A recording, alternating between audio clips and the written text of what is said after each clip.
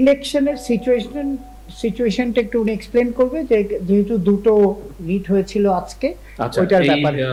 আজকে একটি 18 তারিখের একটি চিঠি যেটা বিসিবি থেকে ইস্যু করা হয়েছে আমাদের অনারেবল প্রেসিডেন্টের সিগনেচারে, সে 18 তারিখের চিঠিটাকে চ্যালেঞ্জ করে কিছু ব্যক্তি, 4 জন ব্যক্তি রিট পিটিশন দায়ের করে আজকে। হাইকোর্ট ডিভিশন এটা শুনানি অন্তে রুল ইস্যু করে এবং ওইটা কার্যকারিতা উপরে স্থগিতাদেশ দেয়।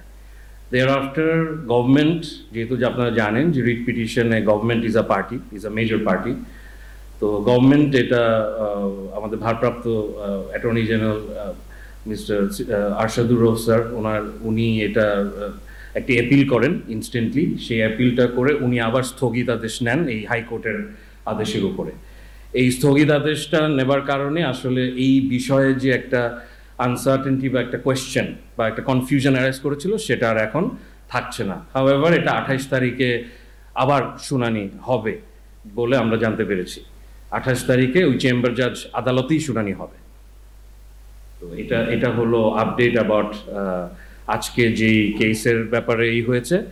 আর কাউন্সিলের লিস্টটা, ভোটারের লিস্টটা, হ্যাঁ রাইট। সো আজকে আপনারা সবাই জানেন যে আজকে লাস্ট ডেট ছিল, ডেডলাইন ছিল আজকে সন্ধ্যা 6টার সময় সব কাউন্সিলর নমিনেশন ফর্মগুলো সাবমিট করা ডেডলাইন দেওয়া ছিল। তো এখানে আর আমাদের বোর্ড মিটিং শিডিউল ছিল 6:30 থেকে।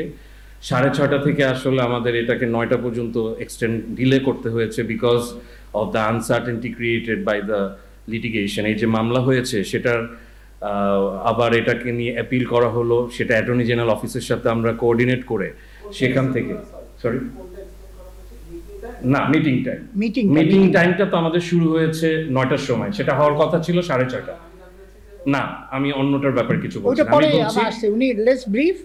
আমি বলছি যে আমাদের যে বোর্ড মিটিং, সেই বোর্ড মিটিংয়ে 6:30 জায়গায় 9টা কেন করা হলো, এই দেরিটা যে করা হলো এটার জন্য বোর্ডের সব সদস্য আপনাদের কাছে আমার মাধ্যমে ক্ষমা চেয়ে বলেছে ফর দ্য